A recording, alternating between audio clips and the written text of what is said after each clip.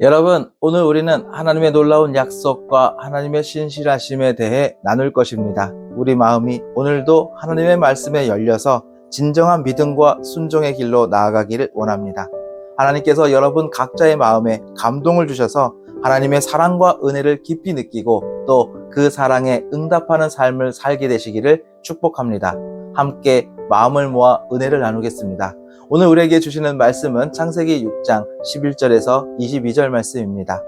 세상의 제약 속에서 구원받는 법이라는 제목으로 은혜를 나누겠습니다. 첫 번째, 우리는 세상의 죄악에 동화되지 말고 거룩함을 지켜야 합니다. 오늘 본문 창세기 6장 11절에서 12절 말씀입니다. 그때 온 땅이 하나님 앞에 부패하여 포악함이 땅에 가득한지라. 하나님이 보신즉 땅이 부패하였으니 이는 땅에서 모든 혈육 있는 자의 행위가 부패함이었더라. 노아 시대의 온 땅이 하나님 앞에 얼마나 부패했는지를 보여줍니다. 하나님이 아름답고 선하게 창조하신 세상은 죄로 인해 이제 더 이상 회복할 수 없을 만큼 부패해졌습니다. 하나님의 선하신 창조가 죄로 인해 무너지고 그 죄는 온 세상을 파괴하였습니다. 하나님께서는 원래 세상을 완전하고 선하게 창조하셨습니다. 창세기 1장 31절 말씀입니다.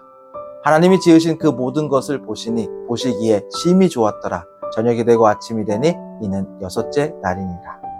하나님은 세상을 바라보시며 보시기에 심히 좋았다고 하셨습니다. 그러나 시간이 흐르며 인간의 죄가 세상에 깊이 스며들면서 하나님의 기쁨이 가득했던 세상은 이제 하나님이 한탄할 수밖에 없는 상태가 되어버렸습니다.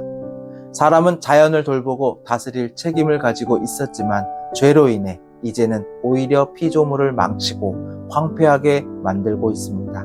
세상 속에서 사람의 죄악은 온 땅을 오염시키며 그 결과는 우리가 마주하는 모든 고통과 어려움으로 나타납니다. 죄의 파괴력은 우리에게 범죄와 폭력, 악행의 모습을 통해 나타나며 이 세상을 황폐하게 만들고 있습니다. 사람의 죄가 해결되지 않는다면 이 땅은 결코 회복될 수 없습니다. 하나님과 관계가 회복되지 않는다면 세상의 죄악은 계속해서 번성하며 결국 모든 피조물이 고통을 받게 됩니다. 우리가 살아가는 세상도 노아의 시대와 다르지 않습니다. 죄악은 곳곳에서 넘쳐나고 있으며 부패하고 포악한 행동이 점점 더 많아지고 있습니다.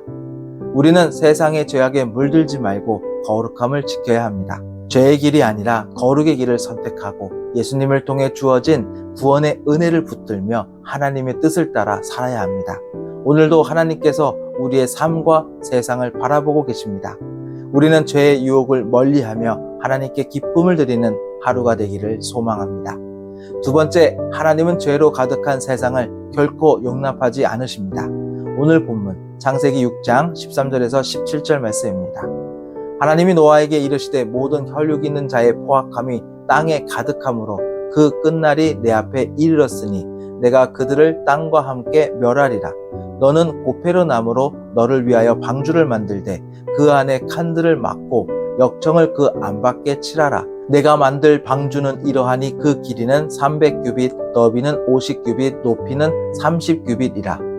거기에 창을 내되 위에서부터 한 규빗에 내고 그 문은 옆으로 내고 상중하 3층으로 할지니라. 내가 홍수를 땅에 일으켜 무릇 생명의 기운이 있는 모든 육체를 천하에서 멸절하리니 땅에 있는 것들이 다 죽으리라. 하나님은 세상의 포악함과 부패를 보시고 모든 피조물의 마지막을 결정하셨습니다. 하나님은 죄를 결코 용납하지 않으십니다. 노아 시대의 사람들은 도덕성과 윤리의식이 무너지고 죄악이 가득한 삶을 당연하게 여기며 살았습니다. 하나님께서 보시기에 죄로 가득 찬 이 세상은 더 이상 참을 수 없는 상태였습니다. 하나님의 공의는 죄를 심판하시고 죄의 결과를 반드시 물으실 것입니다. 우리도 마찬가지로 하나님께서 이 세상에 대한 심판을 잠시 유보하실 뿐 결코 심판이 없다고 생각해서는 안 됩니다. 하나님은 모든 것을 보고 계시며 언젠가 죄를 단호하게 심판하실 것입니다. 사람들은 도덕성과 윤리를 무시하고 각자의 욕망을 따라 살아가며 하나님의 심판을 가볍게 여깁니다. 그러나 하나님은 결코 죄를 무시하지 않으시며 하나님의 심판은 때가 되면 임할 것입니다. 그럼에도 불구하고 하나님께서는 심판을 계획하시는 가운데에서도 구원의 길을 마련해 주셨습니다. 하나님은 노아에게 고페르나무로 방주를 만들라고 명령하시고 그 구조와 크기, 재료에 이르기까지 세세하게 지시하십니다. 방주는 단순히 물리적인 구조물이 아니라 하나님의 구원 계획을 말합니다. 오늘날 우리도 하나님이 마련하신 구원의 방주가 있습니다. 바로 예수 그리스도이십니다. 예수님을 통해서 우리는 죄와 심판에서 구원받을 수 있습니다.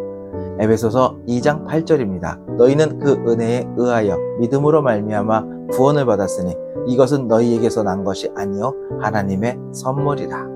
우리가 구원의 방주이신 예수님 안에 거하지 않는다면 그 어떤 인간적인 노력으로도 하나님의 심판을 피할 수 없습니다.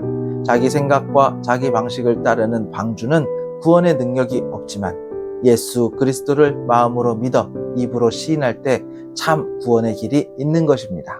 노아가 하나님의 말씀에 순종하여 방주를 만들었듯이 우리도 예수 그리스도를 믿고 하나님 안에 거하는 삶을 살아가야 합니다. 오늘도 예수 그리스도로 말미암아 구원의 길을 걸어가는 우리 모두가 되기를 축복합니다. 세 번째, 하나님은 노아와 생명을 지키는 약속을 하셨습니다.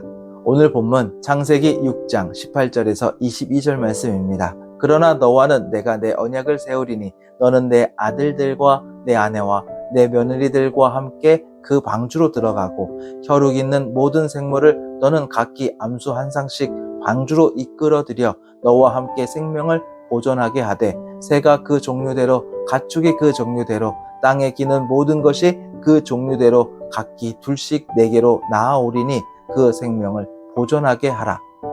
너는 먹을 모든 양식을 네개로 가져다가 저축하라. 이것이 너와 그들의 먹을 것이 되리라.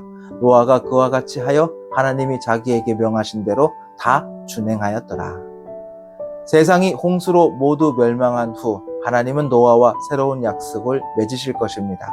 하나님은 홍수 후에 노아와 맺을 약속을 미리 말씀하셨습니다. 하나님은 이미 아담에게 주신 약속을 노아를 통해 지키시고 이루실 것입니다.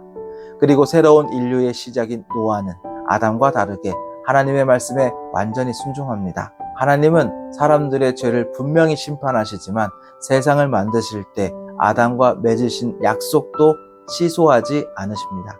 사람이 하나님께 불순종해서 그 약속을 깨뜨렸어도 하나님은 다시 노아를 부르셔서 그 약속을 새롭게 하십니다. 사람이 하나님을 배신하고 떠나도 하나님은 여전히 사람을 끝까지 사랑하십니다. 그래서 하나님은 계속해서 사람에게 다가오셔서 다시 약속을 맺으십니다. 하나님이 약속을 신실하게 지키신다면 약속을 받은 사람도 신실해야 합니다. 하나님의 뜻을 따르려는 마음이 없는 믿음은 구원에 이르지 못하기 때문에 아무 소용이 없습니다. 순종이 없는 믿음은 진짜가 아닙니다. 하나님이 노아와 맺으신 약속은 예수 그리스도를 통해 새로운 약속으로 이어져서 이루어집니다. 우리는 하나님이 노아와 맺은 약속을 통해 이루시는 새로운 약속을 바라봐야 하며 그 약속에 신실한 사람이 되어야 합니다. 하나님은 우리에게 예수 그리스도의 복음을 전해주시며 믿음을 요구하십니다. 진짜 믿음을 가지기 위해 지금 우리가 노력해야 하는 부분은 무엇일까요? 노아와 노아의 가족들은 하나님의 은혜로 구원받았지만 멸망할 사람들보다 훨씬 더 많은 일을 해야 했습니다. 알기만 하고 행동하지 않는 믿음으로는 구원받을 수 없습니다. 기도드리겠습니다. 살아계신 하나님 아버지, 세상의 죄악에 물들지 않고 거룩함을 지키며 하나님의 뜻을 따라 살도록 도와주시옵소서. 세상의 유혹을 멀리하고 하나님의 기쁨이 되는 삶을 살 수 있도록 인도하여 주시옵소서. 우리의 믿음이 말과 생각에만 머무르지 않게 하시고 행동으로 나타날 수 있도록 역사하여 주시옵소서. 예수님의 이름으로 기도드립니다. 아멘.